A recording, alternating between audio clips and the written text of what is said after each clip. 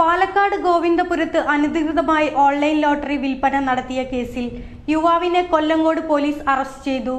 കേരള തമിഴ്നാട് അതിർത്തിയായ ഗോവിന്ദപുരത്തുള്ള സെൽവരാജൻ എന്നയാളുടെ ഉടമസ്ഥതയിലുള്ള തോട്ടം ഗൗതമൻ രാജ എന്ന ആളെ കൊല്ലങ്കോട് പോലീസ് അറസ്റ്റ് ചെയ്തു. കേരളത്തിൽ നിരോധിച്ചിട്ടുള്ള രീതിയിൽ അനധികൃതമായി ഓൺലൈൻ വഴി ലോട്ടറി ടിക്കറ്റുകൾ വിറ്റൊഴിച്ചു. കേരള സംസ്ഥാന ഭാഗ്യക്കുറി വകുപ്പിന്റെ നിയമപ്രകാരം ലോട്ടറി ടിക്കറ്റുകൾ ഡിജിറ്റൽ രൂപത്തിലോ ഓൺലൈൻ വഴിയോ വിൽക്കുന്നത് പൂർണ്ണമായും നിയമവിരുദ്ധമാണ്. രഹസ്യ വിവരത്തിന്റെ അടിസ്ഥാനത്തിൽ നടത്തിയ പരിശോധനയിലാണ് പ്രതിയെ പോലീസ് തോട്ടത്തിൽ വെച്ച് പിടികൂടിയത്. പ്രതിക്കെതിരെ നിയമപ്രകാരം ുള്ള വകുപ്പുകൾ ചുമത്തി തുടർ നടപടികൾ സ്വീകരിച്ചിട്ടുണ്ട്. പ്രതികളെ ഇന്ന് കോടതിയിൽ ഹാജരാക്കും. ന്യൂസ് 99 പാലക്കാട്. നമസ്കാരം.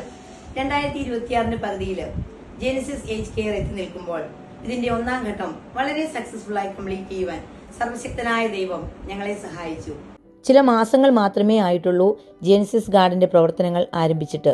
എങ്കിലും പലയിടങ്ങളിൽ നിന്നും സ്നേഹസമ്പന്നരായ പല മാതാപിതാക്കന്മാരും അവരുടെ റിട്ടയർമെന്റ് ജീവിതം ചെലവഴിക്കുവാൻ ജെനിസിസ് തിരഞ്ഞെടുത്തപ്പോൾ ഞങ്ങൾ ഒന്നാം ഘട്ടത്തിൽ നിർമ്മിച്ച എല്ലാ റൂമുകളിലും ഏകദേശം റെസിഡൻസ് നിറഞ്ഞതിനാൽ ജെനിസിസ് ഗാർഡൻ ഏജ് കെയറിന്റെ സെക്കൻഡ് പാർട്ട് ബിൽഡിംഗ് പണികൾ ഉടൻ ആരംഭിക്കുന്നു.